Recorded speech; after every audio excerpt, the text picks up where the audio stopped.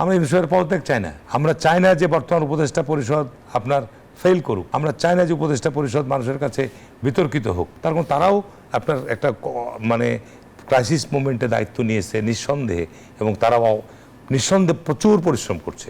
এক একজন উপদেষ্টা 3-4টা মন্ত্রণালয়ের দায়িত্ব নিয়ে আছে, তারা সকাল থেকে রাত্রি পর্যন্ত অনেক পরিশ্রম করছে, কোনো সন্দেহ নাই। এবং আমার কথা হচ্ছে পরিশ্রম করতে আপনাকে একটা রেজাল্ট জনগণের কাছে দিতে হবে, যে আপনি স্বাস্থ্য সেক্টরে কতটুকু আপনি জনগণের মধ্যে স্বস্তি আনতে পেরেছেন, শিক্ষাক্ষেত্রের আপনি কি পরিবর্তন আনতে পারলেন, আপনি প্রশাসনিক সংস্কারের জায়গাগুলোতে কতটুকু আপনি এখানে পরিবর্তন।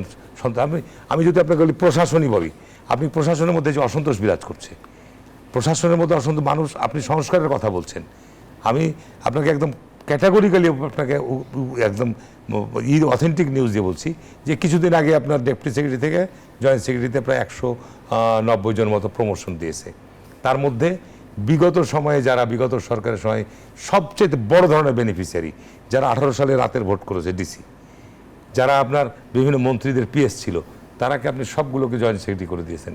অথচ যারা 15 বছর অ্যাসিস্ট্যান্ট সেক্রেটারি পরে ডেপুটি সেক্রেটারি প্রমোশনটা পায়নি, তাদেরকে আপনি প্রমোশন দিলেন, একই ব্যাচের, তাদেরকে আপনি প্রমোশন দিলেন না।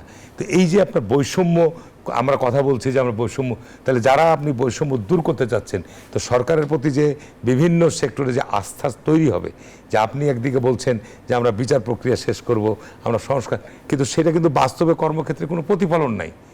আপনি ধরেন যে গত 15 বছর আমরা এখন পর্যন্ত আইনের আশ্রয় নিতে পারিনি, আমাদের সহকর্মীরা গুম হয়েছে, আমাদের সহকর্মীরা বিচার বহির্ভূত হত্যাকাণ্ডের শিকার হয়েছে, আমাদের সহকর্মীরা আয়নাঘরের মধ্যে আপনার নিপীড়নের শিকার হয়েছে। এই জায়গাগুলো কি আমি এখনো পর্যন্ত তাদেরকে কোনো স্বস্তির জায়গা দিতে পেরেছি? তাদেরকে আশ্বস্ত করতে পেরেছি যে এগুলো আমরা বিচার হবে, বিচার হচ্ছে, বিচার দেখছি? একটাও নাই, একটাও না এক্সাম্পল। আমরা আমরা এটা আইনের আশ্রয় নিতে পারিনি।